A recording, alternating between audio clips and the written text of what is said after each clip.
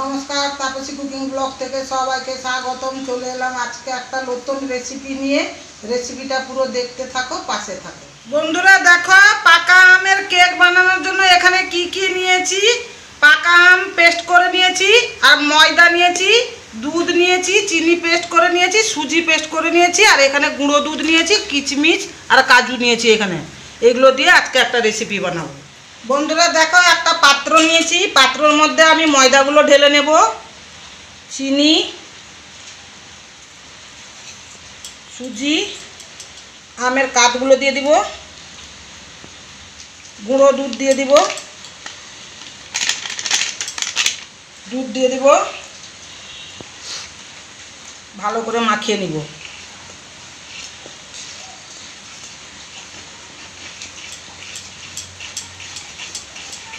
বন্ধুরা দেখো, একটু খাওয়া সোঁটা দিচ্ছি, দিয়ে ভালোভাবে মেখে নিচ্ছি। দেখো বন্ধুরা, সুন্দরভাবে মাখানো হয়ে গেছে। বন্ধুরা দেখো, একটা সিলভারের পাত্র নিয়েছি। তোমরা বাড়িতে বানালে এইভাবে অবশ্যই সিলভারের পাত্রতে বানাবে, ভালো হয় জিনিসটা। সাদা তেল দিয়ে দিচ্ছি, ব্রাশ করে দিচ্ছি।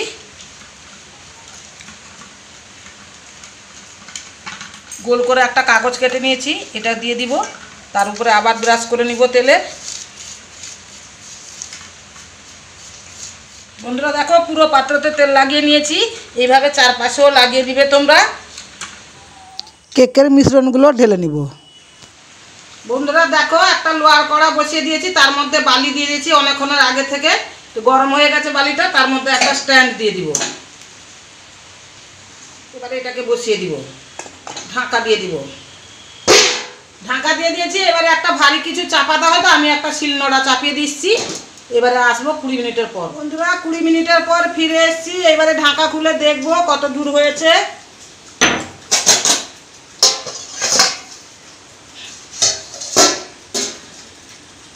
এবারে দিয়ে দিব কাজু বাদাম, কিচমিচ ভিজিয়ে রেখেছিলাম আগে থেকে। এইভাবে একটা একটা করে বসিয়ে দিব।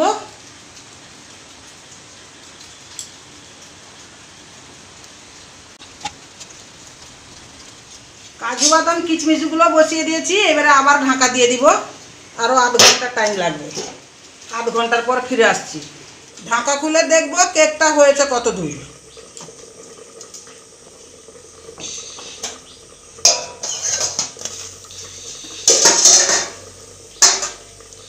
কাঠির সাহায্যে দেখে নেবে হয়েছে কিনা। হ্যাঁ, হয়ে গেছে। এবারে আমি নামিয়ে নেব। দেখো বন্ধুরা, কত সুন্দরভাবে কেকটা হয়ে গেছে। এবারে আমি কেকটা একটু উল্টে নিব।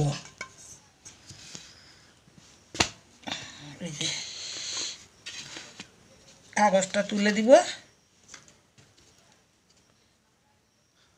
কেকটা কেটে নেব।